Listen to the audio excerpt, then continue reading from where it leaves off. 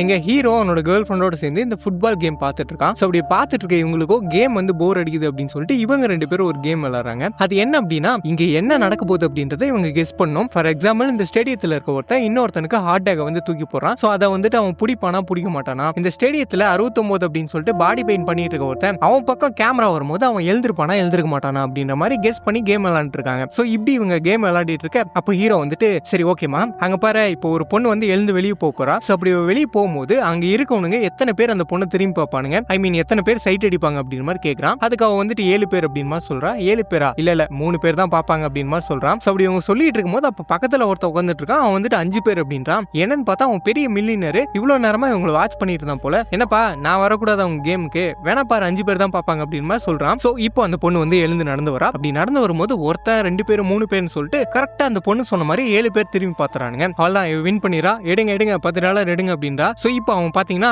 எழுந்து பக்கத்துலயே வந்து உட்காந்துறான். அப்படி உட்காந்தவன் நல்லா இருக்குல்ல கேம், இதே மாதிரி இந்த ஃபுட்பாலை வச்சு விளையாடலாமா அப்படின்னு சொல்லிட்டு கேட்கறான். சரின்னு சொல்லிட்டு ஹீரோவும் சொல்ல சரி ஓகே, சரி இப்போ அவங்க விளையாடிட்டு இருக்க 2 டீம்ல யாருக்கு ஃபர்ஸ்ட் பெனால்டி கிக் கிடைக்கும் அப்படின்னு சொல்லிட்டு கேட்கறான். $1000 பெட் அப்படின்னு மாதிரி சொல்றான். சரின்னு சொல்லிட்டு ஹீரோ ஒரு டீமை சொல்ல கரெக்டா ஹீரோ சொன்ன டீமுக்கு பெனால்டி கிக் கிடைச்சது. அதனால ஹீரோ வந்து வின் பண்ணிடுறான். வின் பண்ணிட்டியா, சரி விடு, இப்போ வா, அங்கே பால் வச்சிருக்கான்ல அவன் கிக் பண்ணுவானா மாட்டானா அப்படின்னு மாதிரி கேட்க கிக் பண்ணுவான் அப்படின்னு மாதிரி சொல்ல, ஆனா வந்துட்டு ஒழுங்காவே கிக் பண்ணல. சோ அதனால ஹீரோ வந்து தோத்துறான். சோ இதே மாதிரி அதுக்கப்புறம் இதோ பால் வச்சிருக்கான்ல அவன் டீம்மேட்டுக்கு பாஸ் பண்ணுவானா இல்ல எடுத்துன்னு ஓடிடுவானா அப்படின்னு மாதிரி கேட்க $5000 பெட் அப்படின்னு மாதிரி சொல்றான். பாஸ் பண்ணுவோம் அப்படின்னு சொல்லிட்டு ஹீரோ சொல்ல, ஆனா அவன் எடுத்துட்டு ஓட ஆரம்பிச்சிடான். சோ அதனால ஹீரோ வந்து தோத்துறான். சோ இப்படி ஹீரோ வந்து 2-3 கேமா தோத்ததுனால எங்க ஹீரோக்கு வந்துட்டு ஈகோ வந்து ட்ரிகர் ஆயிடுச்சு. சோ அதுக்கப்புறம் $1 லட்சம், $2 லட்சம், $3 லட்சம் சொல்லிட்டு பெட் அமௌண்ட் கட்டிக்கிட்டே இருக்கான். ஆனா இங்க ஹீரோ சொல்றது எதுவுமே நடக்க மாட்டேங்குது.